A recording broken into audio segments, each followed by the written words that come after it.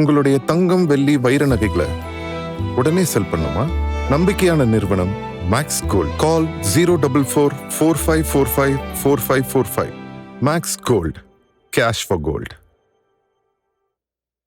பூமியிலேருந்து பல ஆயிரம் கோடி கிலோமீட்டர் தள்ளி இருக்கக்கூடிய இந்த சனி கிரகம், இந்த சனி கிரகத்தோடைய ஒரு நிலாவுக்கு அணு ஆயுதங்களை அனுப்பணும் அப்படின்னு நாசா திட்டமிட்டிருக்காங்க. எதுக்காக அப்படின்னு பார்த்தோம்னா, நம்ம சூரிய குடும்பத்திலேயே நம்ம பூமியை தாண்டி உயிர்கள் வாழ்றதுக்கான வாய்ப்பு இருக்கக்கூடிய ஒரு இடம் இருக்குன்னா அது கண்டிப்பாக இந்த சனி கிரகத்து கோளாக தான் இருக்கணும் அப்படின்னு நாசா சார்பில் சொல்கிறாங்க. இதுக்கு டைட்டன் அப்படிங்கிற பேரும் வச்சுருக்காங்க.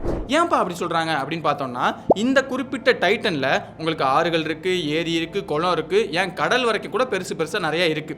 இதெல்லாம் ஒரு விஷயமா தண்ணி இருக்குது அப்படின்னு யோசிச்சிங்கன்னா இன்னொரு முக்கியமான விஷயத்தை கண்டுபிடிச்சிருக்காங்க. அதுதான் இந்த டைட்டன்ல மழை பெய்யுது. ஆமாம், நம்ம பூமியில் பெய்கிற மாதிரியே டைட்டன்லையும் மழை பெய்யுது. ஆனால் அந்த மழையில் சின்ன மாற்றங்கள்லாம் இருக்குது. அதெல்லாம் என்னென்னு போக போக பார்ப்போம். இப்போ இந்த டைட்டனை பற்றி இவ்வளோ விஷயம் தெரிஞ்சதுக்கு அப்புறமா கண்டிப்பாக இதில் நிறைய விஷயங்கள் இருக்கும் அப்படின்னு புரிஞ்சுக்கிட்டு ஒரு லேண்டரையே டைரெக்டாக அந்த நிலாவுக்கு அனுப்பி ஆய்வு பண்ணி பார்க்குறாங்க. அப்படி ஆய்வு பண்ணதில் அந்த நிலாவோட கிரஸ்ட்டுக்கு கீழே 250 கிலோமீட்டர் ஆழத்துக்கு கடல் மாதிரியான ஒரு பரப்பு இருக்கும் அப்படிங்கிற மாதிரி தெரிய வருது. அதாவது நம்ம பூமியை கட் பண்ணோம்னா கிரஸ்ட், மேண்டில், கோர் அப்படின்னு சொல்லி நிறைய லேயர் இருக்கும்ல, அதே மாதிரியே இந்த டைட்டன் கீழே தண்ணி மட்டுமே இருக்கு அப்படிங்கிற மாதிரி தெரிய வந்திருக்கு. இது மாதிரி இன்னும் நிறைய விஷயங்களை தொடர்ந்து கண்டுபிடிச்சிட்டே இருக்காங்க. அதெல்லாம் என்னென்ன, நிஜமாலே இந்த நிலாவில் உயிர்கள் வாழ்றதுக்கான வாய்ப்பு இருக்கா, இங்கே ஏன் அணு ஆயுதத்தை கொண்டு போகணும்னு நினைக்கிறாங்க, இது எல்லாத்தையும் பற்றி தான் இன்னைக்கு நம்ம சீக்ரெட் வீடியோவில் பார்க்க போகிறோம்.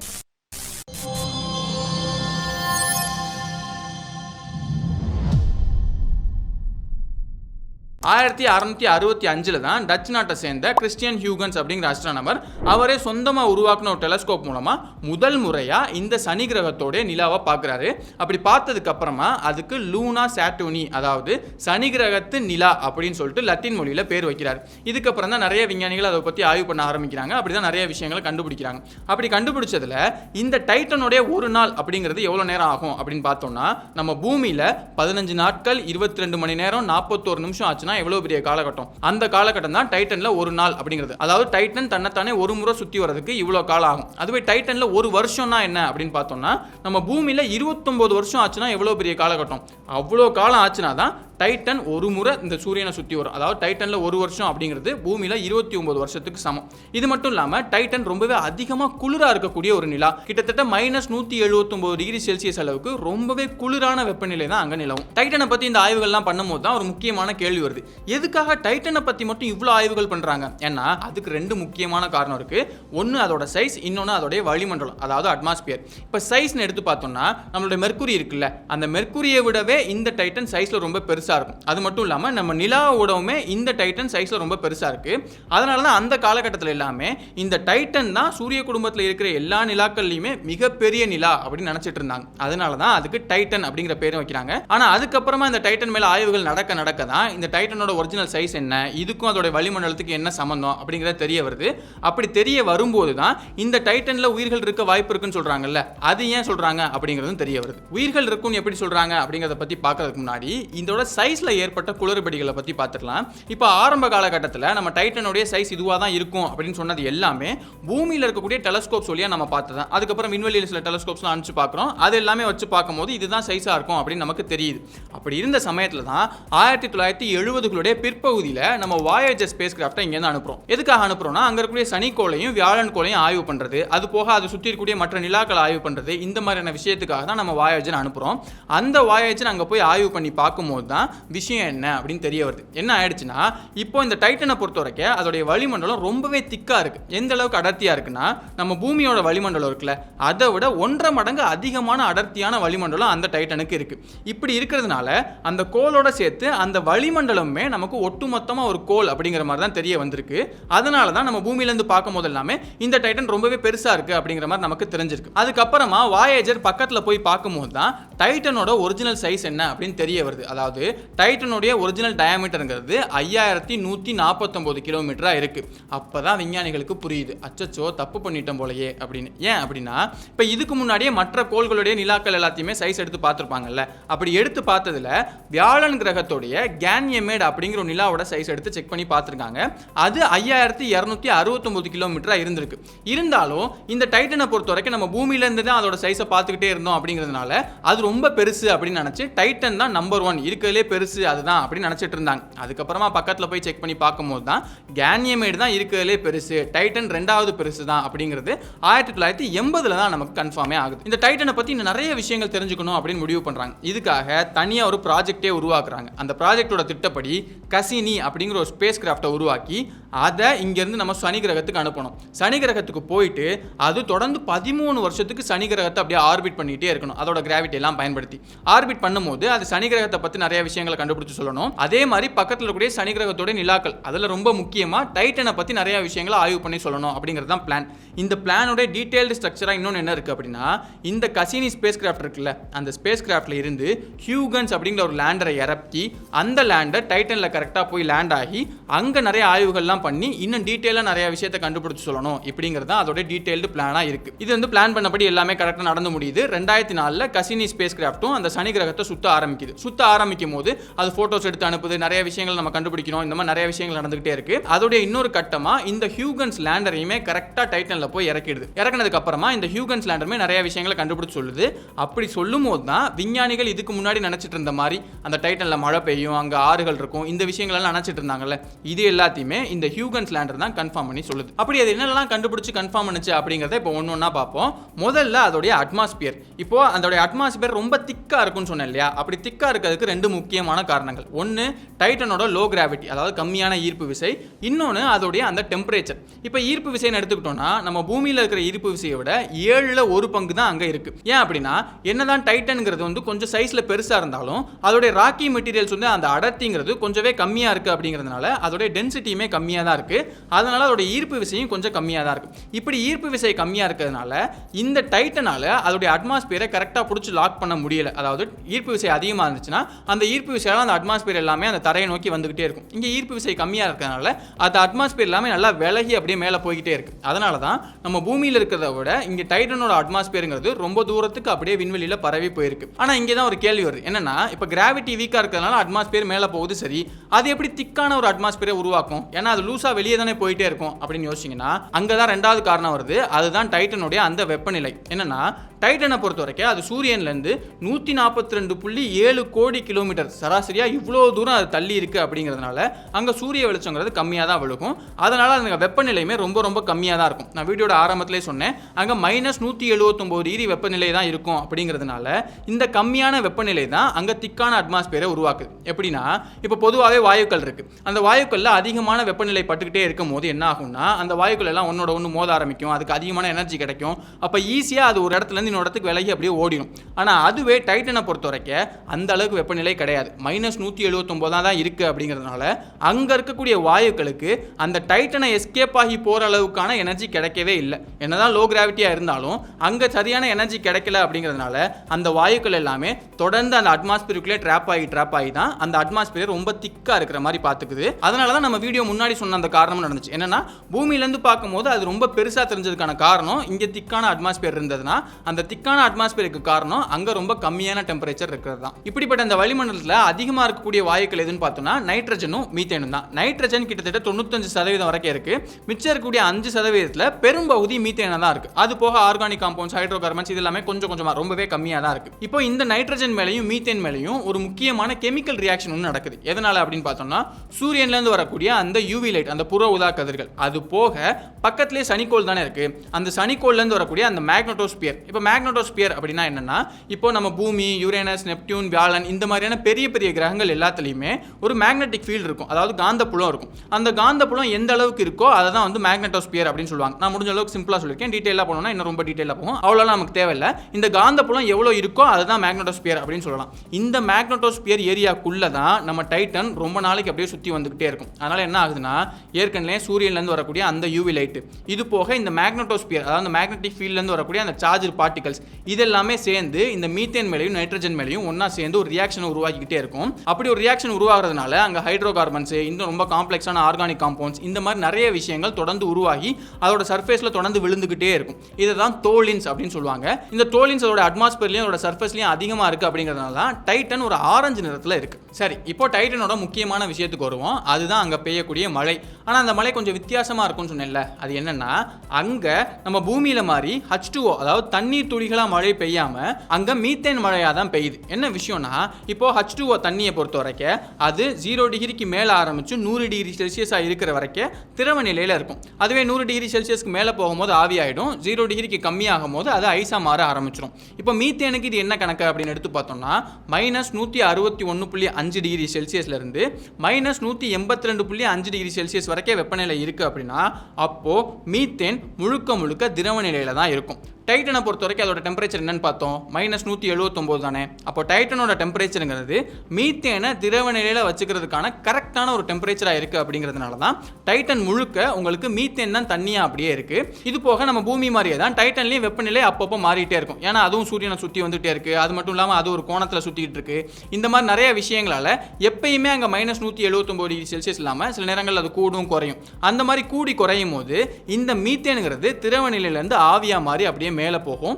மேலே போய் நம்ம பூமியில் நடக்கிற மாதிரியே அதுவும் வந்து மேகங்களை உருவாக்கும். ஆனால் இங்கே மாதிரி அது வந்து நீர் மேகங்களா இல்லாமல் அங்கே அது மீத்தேன் மேகங்களா இருக்கும். இந்த மேகங்கள் இருக்கலாம் அப்படிங்கிறத முன்னாடி விஞ்ஞானிகள் நினைச்சிட்டு தான் இருந்தாங்க. ஆனால் அதுக்கப்புறமா கசினி ஸ்பேஸ் கிராஃப்ட் நான் சொன்னேன்ல, அந்த சாட்டர்னை சுற்றி வந்துச்சுன்னு சொல்லிட்டு, அது இந்த டைட்டனை ஃபோட்டோ எடுத்து அனுப்பும் போது தான் இங்கே அங்கே நிஜமாலே மேகங்கள் இருக்கு, அது மீத்தேன் மேகங்களாக தான் இருக்கு அப்படிங்கிறது தெரிய வருது. இப்போ அந்த மேகங்கள்லேருந்து அதுக்கப்புறம் ஒரு காலகட்டத்தில் மழை பெய்யும்ல, அப்படி மழை பெய்யக்கூடிய அந்த மீத்தேன் துளிகள்ங்கிறது நம்ம பூமியில் பெய்கிற மாதிரியான மழை துளிகளாக இல்லாமல் சைஸில் கொஞ்சம் பெருசாக இருக்கும்.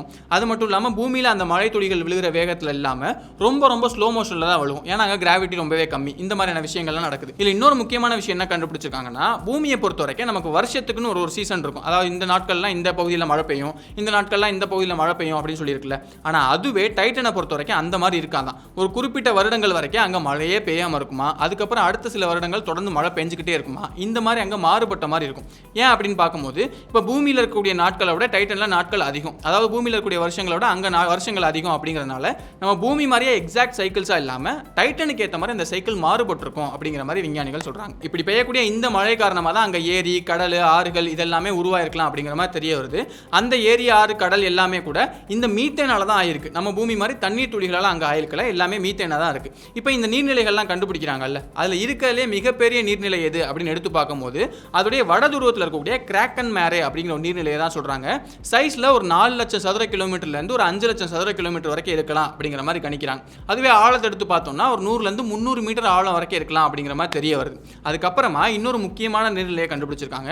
அதுதான் ஆன்டாரியோ லேக்கஸ். இதுக்கு ஏன் இந்த பேர் வச்சிருக்காங்க அப்படின்னு பார்த்தோம்னா, நம்ம பூமியில அமெரிக்கா, கனடா அந்த எல்லையில வந்து லேக் ஆன்டாரியோ அப்படிங்கிற ஒரு ஏரி இருக்கு. கிட்டத்தட்ட அந்த ஏரியோட அதே வடிவத்திலே இந்த நீர்நிலையும் இருக்கு. அப்படிங்கிறதுனால தான் இதுக்கு ஆன்டாரியோ லேக்கஸ் அப்படிங்கிற பேரை வச்சிருக்காங்க. டைட்டனை பொறுத்த வரைக்கும் நமக்கு தெரிய வந்த இன்னொரு முக்கியமான விஷயம்னா, இந்த கசினி ஸ்பேஸ் கிராஃப்ட்ல இருந்து ஹியூகன்ஸ்ங்கிற லேண்டரை அங்க தரையிறக்குனாங்கல்ல. அப்படி தரையிறக்கும் போது அது நிறைய போட்டோஸ்லாம் எடுத்துச்சு. அந்த போட்டோஸ் எல்லாத்தையும் ஒன்னா சேர்ந்து நிறைய விஷயங்கள்லாம் பண்ணி அதை வீடியோவா நாசா வெளியிட்டு இருக்காங்க. அந்த வீடியோ எடுத்து பார்த்தோம்னா அங்க நிறைய மலை முகடுகள் மாதிரி இருக்கிறது தெரிய வருது. நல்ல உயரமான மலைகள், பள்ளங்கள் இதெல்லாமே இருக்க தெரிய வருது. அதை நல்லா கவனிச்சு பார்க்கும்போது அந்த மலை முகடுகள்ல இருந்து தண்ணி மாதிரி வழிஞ்சு ஓடுனது, இந்த மாதிரியான விஷயங்கள்லாம் நல்லாவே தெரியுது. இப்போ அந்த ஹியூகன்ஸ் கீழே இறங்கும் போது அது டைரக்டா இப்படி உட்காராம அது அப்படியே எம்பி தான் தவி இருக்கு. அப்படி எம்பி தவும் போது அதுல ஏற்பட்ட மூவ்மெண்ட், இது போக அதோட கிராவிட்டி இதெல்லாத்தையும் வச்சு பார்க்கும்போது அந்த தரைப்பகுதி எதால ஆயிருக்கும் அப்படிங்கிற மாதிரி சில அனுமானங்களை விஞ்ஞானிகள் சொல்றாங்க. அதுல ரொம்ப முக்கியமானது என்னன்னா, இப்போ நம்ம பூமியை பொறுத்த வரைக்கும் இந்த தரைப்பகுதி, இந்த பாறைகள் இதெல்லாத்தையும் எடுத்து பார்த்தோம்னா இது வந்து சிலிகேட்ஸால தான் பெரும்பாலும் உருவாயிருக்கும். ஆனா அதுவே டைட்டனை பொறுத்த வரைக்கும் அது சிலிகேட்ஸா இல்லாம அங்க தண்ணி தான் ரொம்ப அதிகப்படியான உரைநிலைக்கு போய் அதுதான் இந்த மாதிரி ஃப்ரோசன் ஐஸாலான ஒரு பாறை மாதிரி உருவாயிருக்கு அப்படிங்கிற மாதிரி விஞ்ஞானிகள் சொல்றாங்க. இப்போ டைட்டனோட வளிமண்டலத்தை பொறுத்த வரைக்கும் ஆக்சிஜன் ரொம்ப கம்மி தான். ஏன்னா அங்க அதிகமா இருக்கிறது நைட்ரஜனும் மீத்தேனும் தான். அப்ப ஆக்சிஜன் வளிமண்டலத்தில் ரொம்பவே கம்மியா இருக்கு. ஆனா தரைப்பகுதி எடுத்து பார்த்தோம்னா அது வாட்டர் ஐஸா மாறி இருக்கு. அப்போ இங்க H2O தானே வந்து உங்களுக்கு ஐஸா மாறணும். அப்ப இங்க அந்த ஆக்சிஜன் எங்க வந்திருக்கணும், இந்த தண்ணி எங்க இருந்து வந்திருக்கும், அது எப்படி ஃப்ரீஸ் ஆயிருக்கும், இந்த கேள்விகள் எல்லாம் விஞ்ஞானிகள் மத்தியில் அதிகமாகவே இருக்கு. அதுக்கான விடையை கண்டுபிடிக்காக தொடர்ந்து நிறைய ஆய்வுகள் பண்ணிட்டே இருக்காங்க. போக போக தான் அதுக்கான பதில் நமக்கு தெரியும். தரைப்பகுதி எப்படி இருக்குன்னா, இப்போ தரைக்கு கீழே, அதாவது அந்த கிரஸ்டுக்கு கீழே நம்ம போய் பார்த்தோம்னா அங்கேயுமே தண்ணி மாதிரியான ஒரு ஏரியா தான் இருக்கணும் அப்படிங்கிற மாதிரி சொல்றாங்க. அதாவது டைட்டனோட கிரஸ்ட்ங்கிறது சுமார் ஒரு 50 கிலோமீட்டர் திக்னஸ் அளவுக்கு இருக்கணும். அதுக்கு கீழே ஒரு 50ல இருந்து 250 கிலோமீட்டர் கிலோமீட்டர் திக்னஸுக்கு தண்ணி மட்டுமே ஒரு லேயரா இருக்கணும், அதுக்கு கீழே தான் அதோட கோர் இருக்கணும் அப்படிங்கிற மாதிரி விஞ்ஞானிகள் சொல்றாங்க. ஏன்னா அவங்க வந்து அந்த கசினி ஸ்பேஸ் கிராஃப்டோட அந்த ரேடார் டேட்டாலாம் எடுத்து பார்க்குறாங்க, அதுக்கப்புறம் அந்த ஹியூகன்ஸோடைய அந்த லேண்டரோட டேட்டாலாம் எடுத்து பார்க்குறாங்க. இதெல்லாம் வச்சு பார்க்கும்போது கண்டிப்பாக கீழே வந்து நீராலான ஒரு சர்ஃபேஸ் கண்டிப்பாக இருந்தே ஆகணும், அதோட திக்னஸ் வேணா வேறுபடலாமே தவிர கண்டிப்பாக அந்த மாதிரி ஒரு லேயர் இருக்கணும் அப்படிங்கிற மாதிரி தான் நிறைய விஞ்ஞானிகள் சொல்றாங்க. இப்போ நம்ம ஏற்கனவே மலை முகடுகள் மாதிரி இருக்கு அப்படின்னு சொன்னல, அதுல இருந்து வழிஞ்சு வந்த அந்த தண்ணி மாதிரிலாம் இருந்துச்சு அப்படின்னு பார்த்தோம்ல, இது மேலேருந்து பெஞ்ச மழையா இல்லாம இந்த மலை முகடுகள்ல இருந்து கீழே இருக்கக்கூடிய தண்ணி தான் இப்போ நம்ம பூமியில் எப்படி வல்கனோஸ்ல இருந்து அப்படியே கீழே மேக்மாலாம் வருதுல, அதே மாதிரி இந்த தண்ணி கொஞ்சம் கொஞ்சமா வெளியே வந்திருக்கணும். ஏன்னா அங்கேயுமே டெக்டானிக் ஆக்டிவிட்டி இருக்கிறதுக்கான வாய்ப்பு இருக்கு. இந்த டெக்டானிக் ஆக்டிவிட்டிங்கிறது பக்கத்தில் கூடிய சனி கிரகத்தோட அந்த ஈர்ப்பு விசையால கண்டிப்பா அதோட கோர்லையும் அதோட கிரஸ்ட்லையும் டெக்டானிக் ஆக்டிவிட்டிலாம் நடக்கணும். அதன் விளைவா கீழே இருக்கக்கூடிய தண்ணி தான் இந்த மலை முகடுகள் மாதிரி வெளியே வரணும் அப்படிங்கிற மாதிரி சொல்றாங்க. இப்போ கீழே இருக்கக்கூடிய தண்ணி எப்படி ஃப்ரீஸ் ஆகாம இருக்கும் அப்படின்னு பார்க்கும்போது அதுக்கு அவங்க சொல்லக்கூடிய பதிலா என்ன இருக்குன்னா, கண்டிப்பா அந்த தண்ணியில அமோனியாவோட அளவு அதிகமா இருக்கணும். ஏன்னா அமோனியாவுக்கு பொதுவாகவே ஆன்டி ஃப்ரீசிங் ப்ராப்பர்ட்டி, அதாவது தண்ணியை ரொம்ப சீக்கிரமாவே உரைய வைக்காம தடுக்கிறதுக்கான சில ப்ராப்பர்ட்டிஸ்லாம் இருக்கு. அப்போ டைட்டன் கிரகத்திலையும் இந்த ஆன்டி ஃப்ரீசிங் ப்ராப்பர்ட்டி இருக்கக்கூடிய அமோனியா அதிகமா இருக்கணும். அந்த அமோனியாவோட காரணமாக தான் கீழே இருக்கக்கூடிய அந்த தண்ணி வந்து ஃப்ரீஸ் ஆகாம அப்படியே இருக்கிறதுக்கு வாய்ப்பு இருக்கு அப்படிங்கிற மாதிரி நிறைய விஞ்ஞானிகள் ஒத்துக்கிறாங்க. சரி, இப்போ கடைசி முக்கியமான விஷயத்துக்கு வருவோம். அங்க உயிர்கள் இருக்கலாம், இல்ல உருவாகிறதுக்கான வாய்ப்பு இருக்கு அப்படின்லாம் விஞ்ஞானிகள் சொல்றாங்கல்ல, இது எதை வச்சு சொல்றாங்க அப்படின்னு பார்த்தோம்னா, இப்போ நம்ம கொஞ்ச நேரத்துக்கு முன்னாடி என்ன பார்த்தோம், அங்க இருக்கக்கூடிய நைட்ரஜன், மீத்தேன் இது எல்லாமே ஒன்னோட ஒன்று ரியாக்ட் ஆகி அங்க தோலின்ஸ் அப்படிங்கிற ஆர்கானிக் காம்பவுண்ட்ஸ், கொஞ்சம் கெமிக்கல் காம்பவுண்ட்ஸ் இதெல்லாம் உருவாகுதுன்னு சொன்னேன்ல. இங்க உருவாகக்கூடிய அந்த ஆர்கானிக் கெமிக்கல் காம்பவுண்ட்ஸ் தான் பொதுவாகவே ஒரு இடத்துல உயிர்கள் உருவாகிறதுக்கான முக்கியமான விஷயங்களா இருக்கு. அப்போ இந்த டைட்டன்ல இது அளவுக்கு அதிகமா இருக்கு, இது போக அங்க கீழே தண்ணி இருக்கு, இந்த மாதிரியான விஷயங்கள்லாம் வச்சு பார்க்கும்போது அந்த இடத்துக்கான சில உயிர்கள் உருவாகிறதுக்கான எல்லா வாய்ப்புகளுமே இருக்கு அப்படின்னு தான் நிறைய விஞ்ஞானிகள் சொல்றாங்க. அது சம்பந்தமான ஆய்வுகள் தொடர்ந்து அதிகமாக நடந்துகிட்டே இருக்கு. இப்போ இந்த ஆய்வுகள், அதாவது அங்க உயிர்கள் உருவாகிறதுக்கான வாய்ப்பு இருக்கா இந்த விஷயத்தை தெரிஞ்சுக்கிறதுக்காகவும், இது போக இன்னும் இந்த டைட்டனை பத்தி இன்னும் நிறைய விஷயங்கள் தெரிஞ்சுக்கணும் அப்படிங்கிறதுக்காக தான் மறுபடியும் ஒரு ஸ்பேஸ் கிராஃப்ட் அங்க அனுப்பலாம் அப்படிங்கிற மாதிரி நாசா திட்டமிட்டு இருக்காங்க. அதோட ஒரு பகுதியா இந்த முறை என்ன பிளான் பண்ணிருக்காங்க அப்படின்னா, ரோவர் மாதிரி, அதாவது நம்ம மார்ஸ்ல எல்லாம் பாத்தீங்கன்னா கியூரியாசிட்டி இந்த மாதிரியான ரோவர் அனுப்பியிருப்போம். அது தரையிலேயே மொத்தமா வந்து அப்படி நகர்ந்து போய் அங்க இருக்கக்கூடிய விஷயங்கள்லாம் ஆய்வு பண்ணி சொல்லும். ஆனா அதுவே டைட்டன்ல அந்த மாதிரி இல்லாம ஒரு ரோட்டர் கிராஃப்ட் மாதிரி அனுப்பலாம் அப்படின்னு சொல்லி திட்டமிட்டு இருக்காங்க. ரோட்டர் கிராஃப்ட் அப்படின்னா என்னன்னா, அது கிட்டத்தட்ட ஒரு ட்ரோன் மாதிரி தான் இருக்கும். தரையில நகர்ந்து போகாம ஒரு இடத்துல இறங்கி அங்க ஆய்வுகள் பண்ணி அதுக்கப்புறமா அதோட ட்ரோன் மாதிரியான அந்த ரெக்கைகளை பயன்படுத்தி பறந்து இன்னொரு இடத்துக்கு போய் அங்க போய் ஆய்வு பண்ண மாதிரியான ஒரு கிராஃப்ட் தான் அது. இதுக்கு டிராகன் ஃப்ளை அப்படிங்கிற பேர் வச்சிருக்காங்க. 2028ல இதை பூமியில இருந்து லான்ச் பண்ணலாம் அப்படிங்கிற மாதிரி திட்டமிட்டு இருக்காங்க. இங்க இருந்து நமக்கு சாட்டர்ன் ரொம்ப தூரம் அப்படிங்கிறதுனால கிட்டத்தட்ட ஒரு 6 வருஷம் வரைக்கும் ஆகிறதுக்கான வாய்ப்பு இருக்கு. இந்த 6 வருஷம் கழிச்சு 2034ல தான் அது கரெக்டா எல்லாமே வெற்றிகரமா அமைஞ்சிச்சு அப்படின்னா 2034ல இது டைட்டன்ல போய் கரெக்டா இறங்கிடும். அதுக்கப்புறம் இவங்க சொன்ன மாதிரி நிறைய விஷயங்கள்லாம் ஆய்வு பண்ணி சொல்லிடும். இப்போ இது மட்டும் இல்லாம அந்த டிராகன் ஃப்ளைலயே அங்க என்னெல்லாம் டேட்டாவை கலெக்ட் பண்ணுது, அந்த சாம்பிள்ஸ்லாம் எடுக்குதோ அதை அதிலேயே உட்காந்து டெஸ்ட் பண்ற மாதிரியான எல்லா விஷயங்களுமே அதில் இருக்கு அப்படிங்கிறதுனால அதுலேருந்து நமக்கு டேட்டா மட்டும் தொடர்ந்து டிரான்ஸ்மிட் ஆகிட்டே இருக்கும். இப்போ இதெல்லாம் கரெக்டாக வேலை செய்யணும் அப்படிங்கிறதுக்காக தான் இங்கே வந்து உங்களுக்கு நியூக்ளியர் பவரை வந்து பயன்படுத்துறாங்க. அதாவது இப்போ பொதுவாகவே நமக்கு ஒரு ஸ்பேஸ் கிராஃப்ட் அனுப்புறாங்க, இல்லை டெலஸ்கோப்ஸ் அனுப்புறாங்க அப்படின்னா அதுக்கான பவர் வேணும்ல. அப்போ அந்த பவரை என்ன பண்ணுவாங்க அப்படின்னா, அங்கே சோலார் பேனல்ஸ் அதிகமாக வச்சுருவாங்க. அப்போ அந்த சோலார் பவர்லாம் எடுத்து அது அதுக்கு தேவையான எனர்ஜியை உற்பத்தி பண்ணிக்கும். ஆனால் டைட்டனை பொறுத்த வரைக்கும் அது பூமியிலேருந்து ரொம்ப தள்ளி இருக்கு. அப்போ சூரியன்லேருந்து ரொம்ப தள்ளி இருக்கு அப்படிங்கிறதுனால அதுக்கான சூரிய வெளிச்சம் எல்லா நேரமுமே கரெக்டாக கிடைக்காது. அப்போ அதுக்கு பவர் கொடுக்கறதுக்கு ஏதாவது வேணுமே அப்படின்னு சொல்லிட்டு தான் இங்கே புளூட்டோனியம் பயன்படுத்தலாம் அப்படின்னு முடிவு பண்ணியிருக்காங்க. இப்போ புளூட்டோனியம் தொடர்ந்து டீகே ஆகிட்டே இருக்கும் அப்படிங்கிறதுனால அது தொடர்ந்து ஒரு ஹீட் சோர்ஸை கொடுத்துக்கிட்டே இருக்கும். அந்த ஹீட் சோர்ஸை கொஞ்சம் கொஞ்சமாக எலக்ட்ரிக்கல் எனர்ஜியாக மாற்றி அது மூலமாக இந்த டிராகன் ஃப்ளைக்கு தேவையான எனர்ஜியை கொடுத்துக்கிட்டே இருக்கலாம் அப்படிங்கிறது தான் திட்டமாக இருக்கு. இப்போ இந்த எனர்ஜி இருக்கிற வரைக்கும் அந்த டிராகன் ஃப்ளை நல்லாவே வேலை செய்யும். அப்போ இந்த புளூட்டோனியமா இருக்கு அப்படிங்கிறதுனால அவங்க பிளான் பண்ணபடி கிட்டத்தட்ட ஒரு 3.5 வருஷம் வரைக்கும் வேலை செய்யற மாதிரி இதை கிரியேட் பண்ணலாம் அப்படிங்கிற மாதிரி தான் அவங்க திட்டமிட்டு இருக்காங்க. அப்போ அதுக்கு எனர்ஜி கரெக்டாக கிடைச்சிச்சு அப்படின்னா அது கரெக்டாக வேலை செய்யும். இப்போ இது வேலை செய்யறதுக்கான எனர்ஜியா மட்டும் இல்லாமல் அங்கே -179 டிகிரி செல்சியஸ்ல வெப்பநிலை இருக்கு அப்படிங்கிறப்போ அதை தொடர்ந்து ஹீட்டா வச்சுக்கிறதுக்கான தேவையும் இருக்கும். அப்போ அதை தொடர்ந்து ஹீட்டா வச்சுக்கிற வேலையுமே இந்த புளூட்டோனியம் பார்த்துக்கும். இதெல்லாம் கரெக்டாக நடந்து முடிக்குது, அது கரெக்டாக லேண்ட் ஆகுது, இந்த புளூட்டோனியம் கரெக்டாக வேலை செய்யுது, இந்த எல்லாமே கரெக்டாக நடக்குது அப்படிங்கிற பட்சத்தில் போக போக இந்த டைட்டனை பற்றின நிறைய விஷயங்கள் நமக்கு தெரிய வரும். அதனால வெயிட் பண்ணி தான் பார்க்கணும். நிஜமாலே கிரஸ்ட் கீழே நிறைய தண்ணி இருக்கா, அங்கே உயிர்கள் உருவாகிறதுக்கான வாய்ப்பு இருக்கா, இந்த விஷயங்கள் எல்லாமே கன்ஃபார்ம் ஆகணும்னா அதுக்கு டிராகன் ஃப்ளை தான் அந்த வேலையை செய்யணும். அது வரைக்கும் இங்கேருந்து டெலஸ்கோப்ஸ் மூலமாகவும் மற்ற விஷயங்கள் மூலமாகவும் டைட்டனை பற்றி தொடர்ந்து ஆய்வு பண்ணிட்டே தான் இருக்க போகிறாங்க. அதை பற்றி இன்னும் நமக்கு நிறைய விஷயங்கள் தெரிய வந்துகிட்டே தான் இருக்க போகுது. இந்த மாதிரி ஸ்பேஸ் சம்மந்தப்பட்ட நிறைய விஷயங்களை தொடர்ந்து நம்ம அப்டேட் பண்ணிகிட்டே இருக்கோம். அதில் கடைசியாக ரொம்ப இன்ட்ரெஸ்டிங்கான ஒரு வீடியோ பண்ணியிருந்தோம். சொல்லணும்னா இன்ட்ரெஸ்டிங்கான ஒரு விஷயம் பண்ணியிருந்தோம். என்ன பண்ணியிருந்தோம் அப்படின்னா, மில்கி வே கேலக்ஸி இருக்குல்ல, அதை வெறும் கண்ணால் பார்க்கணும் அப்படின்னு சொல்லி எங்கள் டீமில் எல்லாரும் நினச்சோம். அதை நிஜமாலே பார்க்கறதுக்காக ஒரு இடத்துக்கு போய் டெலஸ்கோப்ஸ்லாம் ஃபிட் பண்ணி நிஜமாலே அந்த மில்கி வே கேலக்ஸியை நாங்கள் பார்த்தோம். எப்படி அந்த மில்கி வே கேலக்ஸியை பார்த்தோம், உங்களாலே அதை பார்க்க முடியுமா, நீங்கள் பார்க்கணும்னு நினச்சிங்கன்னா என்னெல்லாம் பண்ணணும், இது எல்லாத்தையும் பற்றி ரொம்ப டீட்டெயிலாக நீங்கள் தெரிஞ்சுக்கணும் அப்படின்னு நினச்சிங்கன்னா அதுக்கான வீடியோ நான் தனியாக பண்ணியிருக்கோம். அதை நீங்கள் பார்க்கணும்னு நினச்சிங்கன்னா அதுக்கான கார்டு கார்டு நான் சைடில் கொடுக்குறேன். அதை கிளிக் பண்ணினா நீங்கள் அந்த விஷயங்களை பற்றி தெரிஞ்சுக்கலாம். இன்னொரு நாள் இன்னொரு வீடியோவில் சந்திக்கிறேன்.